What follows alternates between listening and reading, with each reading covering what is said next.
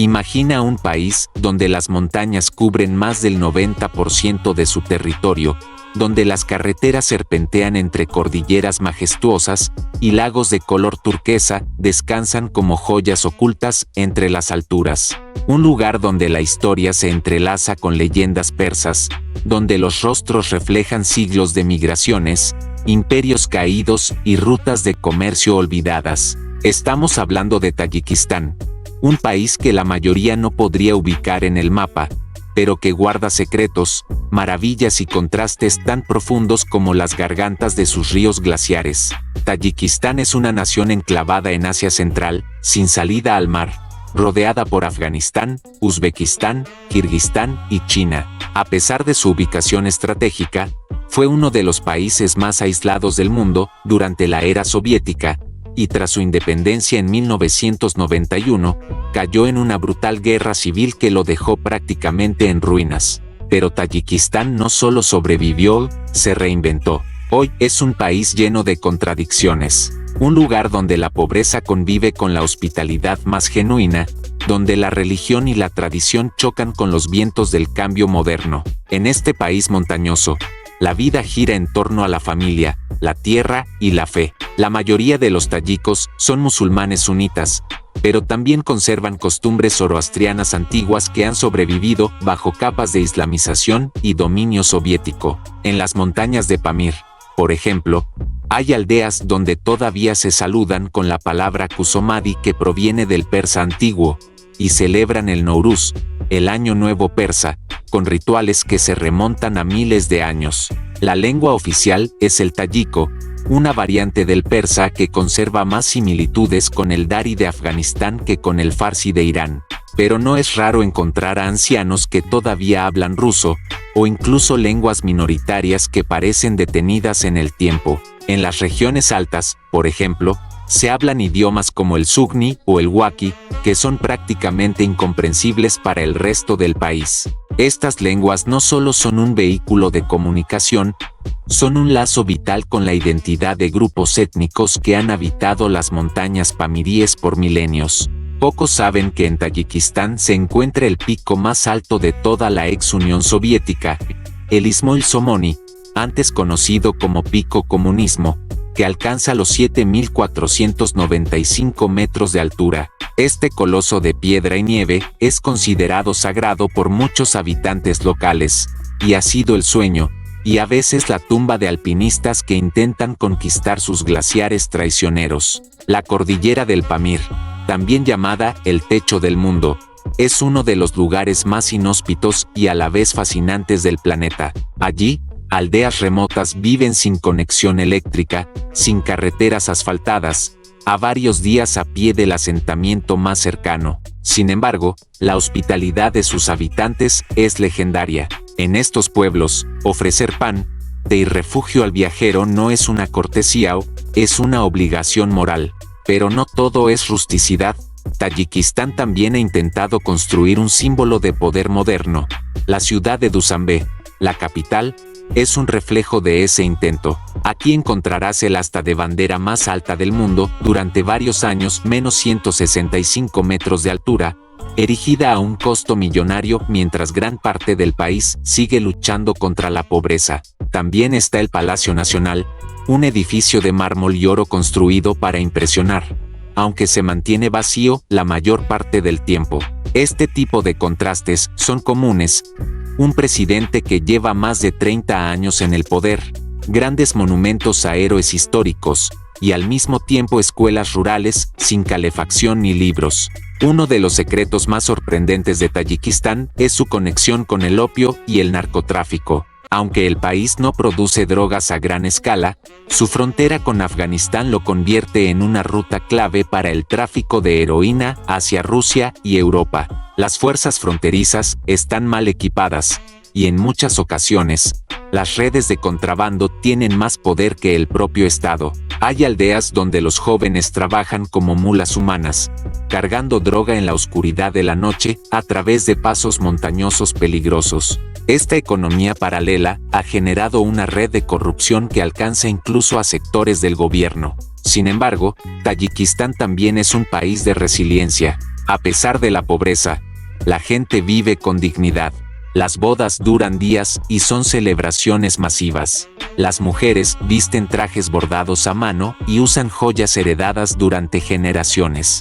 La música tradicional, con instrumentos como el rubad y el dutar, narra historias de amor, pérdida y gloria. El té se sirve con ritual casi ceremonial. Incluso en los hogares más humildes, se te ofrecerá lo mejor que tengan: pan fresco, frutas secas, yogur casero. Durante los veranos, muchas familias se mudan temporalmente a los jailó, campos de pastoreo en las alturas, donde viven en tiendas de lana llamadas yurts. Allí pastorean ovejas, cabras y yaks, siguiendo patrones de migración milenarios. Es en estos jailó donde todavía se practican técnicas médicas ancestrales, como la ventosa, y se cuentan cuentos alrededor del fuego, muchos de los cuales tienen raíces preislámicas. Uno de los fenómenos más llamativos de Tayikistán es el papel de las mujeres. Aunque la sociedad es profundamente patriarcal, las mujeres han asumido roles clave, especialmente en ausencia de hombres que han migrado a Rusia en busca de empleo. Más de 1 millón de tayikos trabajan en Rusia, enviando remesas que representan casi el 30% del PIB del país. Esta migración masiva ha dejado aldeas enteras con solo mujeres, niños y ancianos.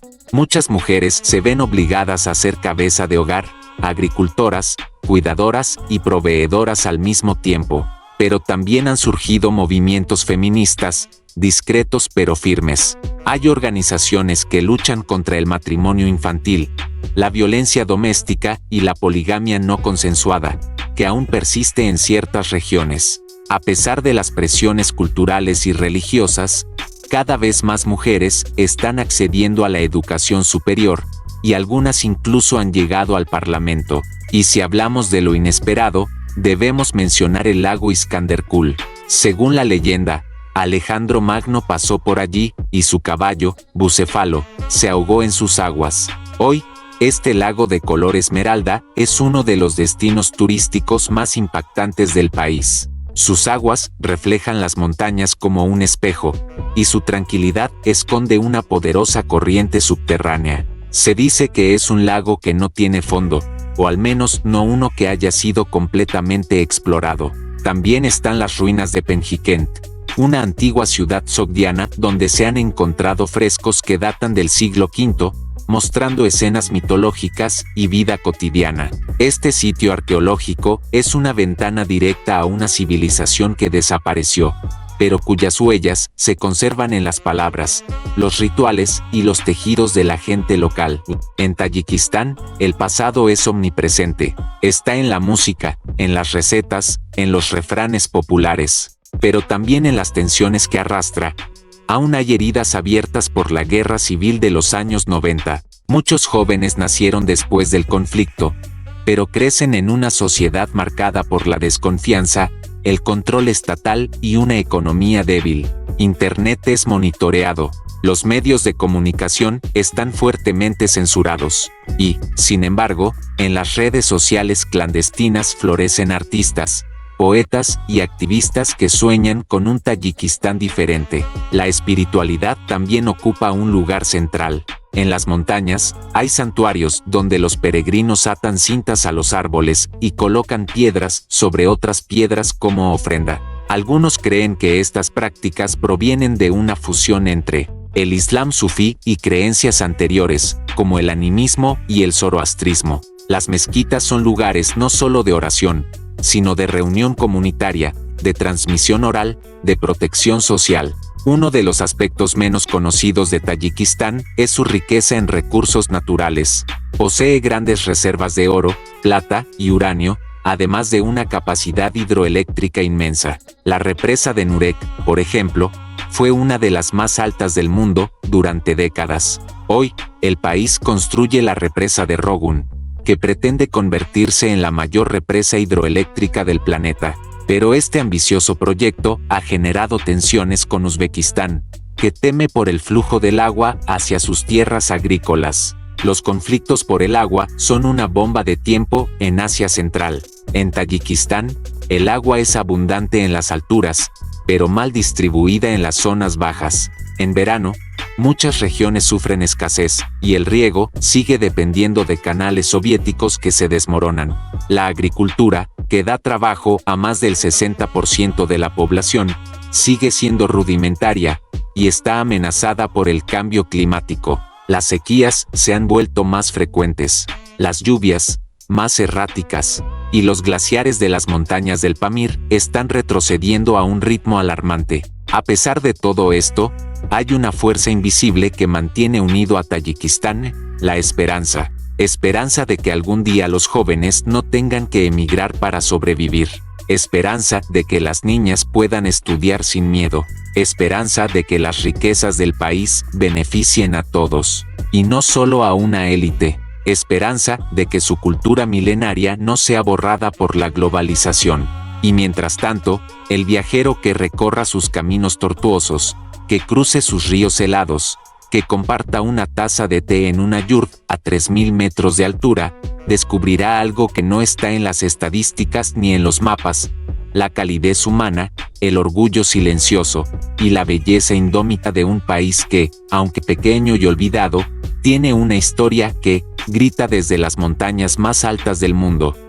Pero incluso entre la esperanza y la resistencia, Tayikistán carga con realidades que rara vez llegan a los titulares del mundo. En sus pueblos más alejados, la electricidad llega solo por algunas horas al día, y en el invierno, la leña se convierte en un bien más valioso que el dinero. Hay comunidades que deben caminar varios kilómetros para acceder a agua potable, mientras el país continúa construyendo megaproyectos hidroeléctricos. La contradicción es dolorosa. Tayikistán genera más energía hidroeléctrica que sus vecinos, pero sus propios ciudadanos sufren cortes diarios de luz. Y es que detrás del telón de montañas, Tayikistán también es un escenario donde se representa una forma muy particular de poder. El presidente Emomali Rahmon gobierna desde 1992, siendo uno de los mandatarios más longevos del mundo. En su retrato oficial, aparece imperturbable, rodeado de símbolos nacionales. Su figura está presente en escuelas, oficinas y calles que llevan su nombre. En 2016, se le concedió el título de líder de la nación, lo cual le garantiza inmunidad de por vida y una autoridad casi monárquica. Su familia también ostenta una influencia abrumadora. Sus hijos controlan sectores clave de la economía, y su hija Osoda Rahmon ocupa un cargo estratégico en el gobierno. Ya se habla abiertamente de una posible transición dinástica, donde su hijo mayor podría heredar el poder. Para muchos, este escenario no es sorprendente. Para otros, representa una tragedia de la modernidad.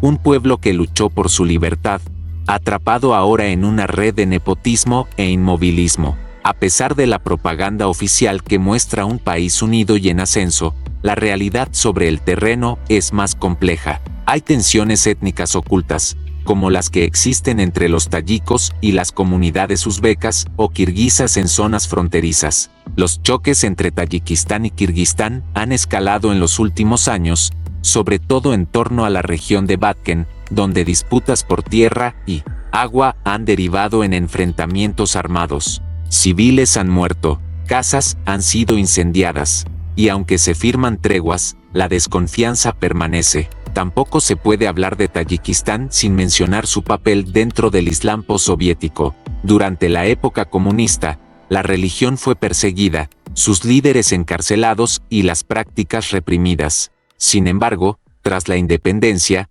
hubo una explosión de religiosidad.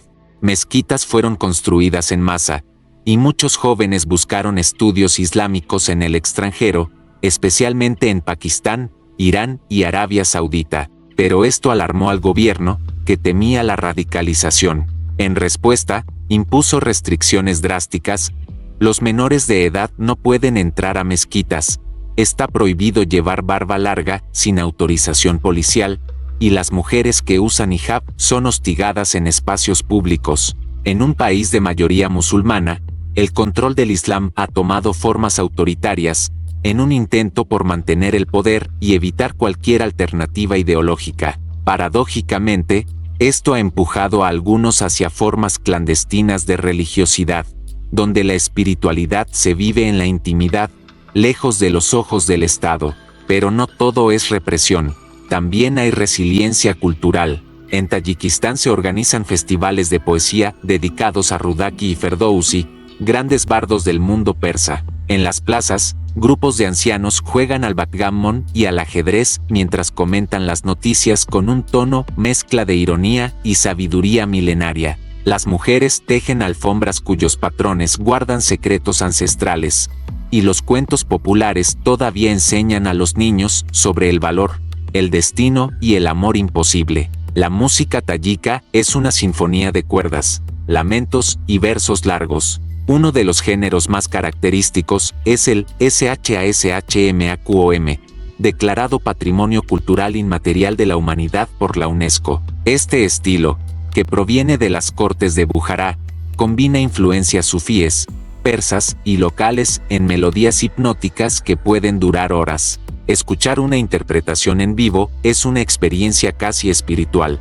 Cada nota parece una plegaria lanzada al viento de las montañas. En los valles del sur, cerca de la frontera con Afganistán, se cultivan frutas que han sido famosas desde la antigüedad: granadas, albaricoques, higos. Tayikistán produce algunos de los mejores frutos secos del mundo, gracias a su clima montañoso y suelos fértiles, pero la mayoría de estos productos son exportados a bajo precio, mientras los agricultores viven con márgenes mínimos de ganancia. Las carreteras son precarias, los intermediarios controlan el comercio, y las estructuras estatales no ofrecen apoyo real. Aún así, las familias se esfuerzan por mantener vivos los huertos de sus abuelos, con la esperanza de tiempos mejores. Y están también los exiliados. Muchos tayikos han huido del país no solo por razones económicas, sino también por persecución política. Hay activistas,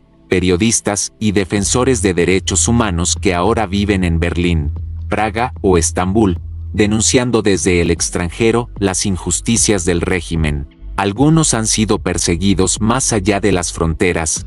Se reportan desapariciones sospechosas, detenciones arbitrarias y presiones diplomáticas. Ser opositor en Tayikistán no es solo un acto de valentía, es también una sentencia de riesgo. Sin embargo, es imposible no reconocer que la identidad tayika es una de las más complejas y ricas de Asia Central. Es una mezcla entre lo persa, lo soviético, lo islámico y lo montañés. Es una identidad que se expresa con orgullo en la vestimenta tradicional, en el arte del bordado, en los poemas recitados de memoria en las escuelas. Es una identidad que ha sobrevivido a invasiones árabes, mongolas, rusas y comunistas. Una identidad que, a pesar de las presiones, sigue floreciendo entre piedras, nieves y ruinas. Un dato sorprendente es: el sistema educativo en Tayikistán aún utiliza muchos libros heredados de la época soviética. En algunas escuelas, los niños estudian física o matemáticas con textos publicados en los años 80. Los docentes cobran sueldos bajísimos, y muchos deben tener 2 o 3 trabajos para sobrevivir. Aún así, la educación es valorada profundamente. Es vista como una vía de escape, una promesa. Muchos padres, aunque no sepan leer, se esfuerzan porque sus hijos lleguen a la universidad, aunque eso implique sacrificios extremos. Y luego están los caminos, vías serpenteantes, algunas talladas directamente en la roca, que conectan pueblos como si fueran cuentas en un collar interminable. Una de las carreteras más míticas del país es la autopista del Pamir, considerada una de las más peligrosas y hermosas del mundo. Cruzarla no es solo un viaje, es una prueba de resistencia. Pasas por puentes que crujen, pasos a 4000 metros de altura donde la nieve no se derrite nunca, y aldeas donde los niños saludan a los autos como si fueran visitas de otro planeta. Pero cuando llegas a destinos como Murgab, Korog o Langar, entiendes por qué alguien elegiría vivir allí. El cielo parece más azul, el silencio es total, y el sentido del tiempo se disuelve. No hay tiendas, ni cines, ni lujos, solo naturaleza, comunidad y una calma difícil de describir. En estos rincones, la gente dice que se está más cerca de Dios. Y tal vez sea cierto. Una de las escenas más inolvidables de Tayikistán ocurre al amanecer, cuando los rayos del sol bañan lentamente los picos nevados y las sombras desaparecen de los valles. Es en ese momento cuando el país muestra su verdadera esencia, la de una tierra indomable, marcada por la adversidad pero también por una belleza silenciosa que no necesita palabras para imponerse. Tayikistán no es fácil de entender, ni de recorrer. Es un país que exige paciencia, humildad y apertura, pero quien se adentra en sus caminos, quien escucha sus historias, quien comparte un pan redondo cocido en horno de barro, descubre algo que no se encuentra en los centros turísticos del mundo: la autenticidad. Aquí no hay espectáculos montados para los visitantes. Aquí todo es real, duro, sí, pero profundamente humano. Y si uno se detiene lo suficiente en las aldeas del Pamir, tarde o temprano escuchará una palabra que lo resume todo: sabur, que significa paciencia. No es solo un valor espiritual, es un principio de supervivencia.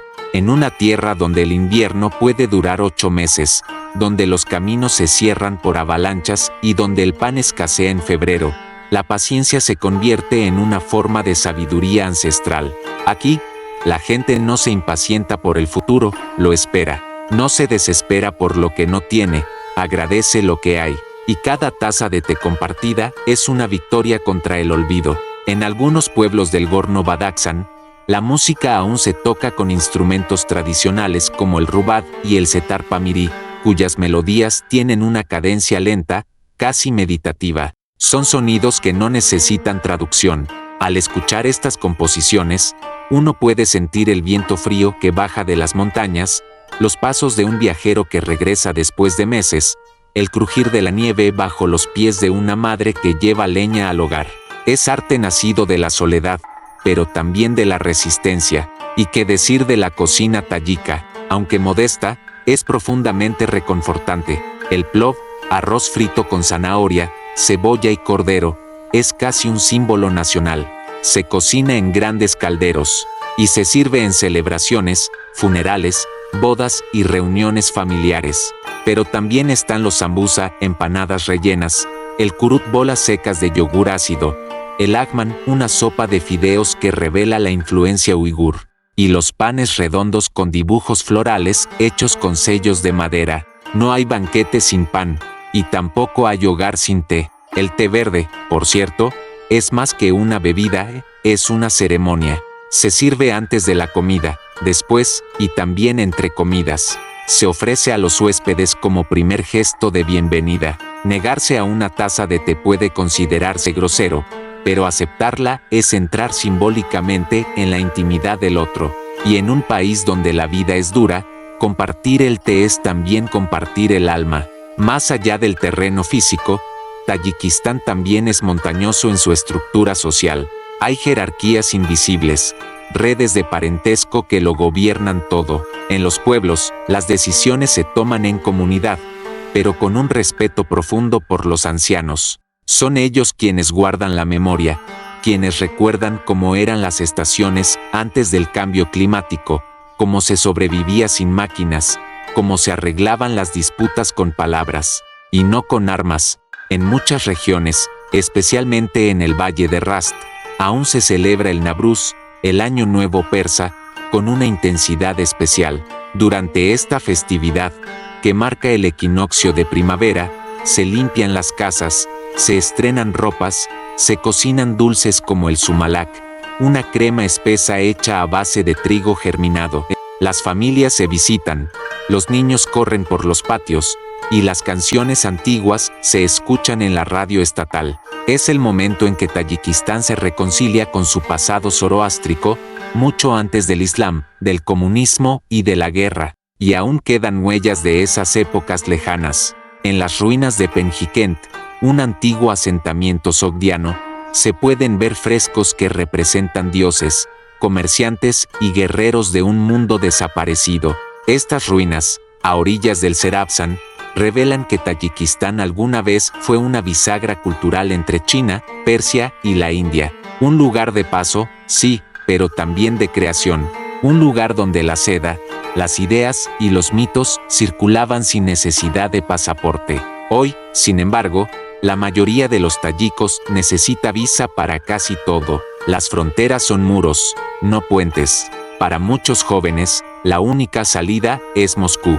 Cada año, decenas de miles migran a Rusia en busca de trabajo. Son obreros, albañiles, cocineros, choferes. Envían remesas que representan más del 30% del PIB nacional.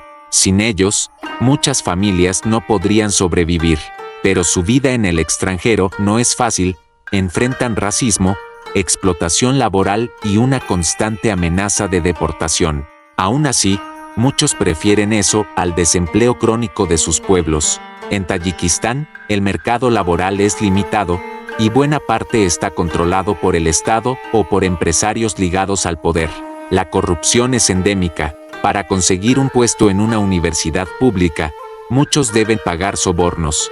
Para lograr un trabajo en la administración, lo mismo. Y para escapar de este sistema, solo hay dos caminos: tener contactos o irse. Sin embargo, los que se quedan no pierden la fe. En las calles de Dusanbe, se ven jóvenes organizando talleres culturales, clubes de lectura, debates sobre el medio ambiente. Aunque vigilados, crean espacios de expresión. Uno de los símbolos de esta nueva generación es la Biblioteca Nacional, un edificio monumental que impresiona por su tamaño, pero también por su ambición a preservar la palabra, el conocimiento, la historia. Dusanbe, a su modo, es una ciudad en transición.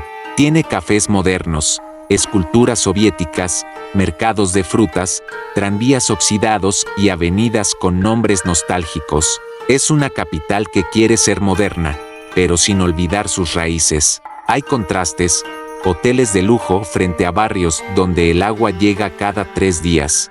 Pero también hay un aire de dignidad, una sensación de que, a pesar de todo, el país avanza, lento, pero con paso firme. Uno de los elementos menos conocidos del alma tayika es su relación con la poesía. Aquí, cada persona tiene un poema en la punta de la lengua. Se recita en bodas, en entierros, en conversaciones casuales. Los versos de Rumi, Khayyam, Hafiz y Rudaki forman parte del lenguaje cotidiano. Se habla con metáforas, se educa con metáforas, y en una realidad dura, la poesía actúa como escudo contra la desesperanza.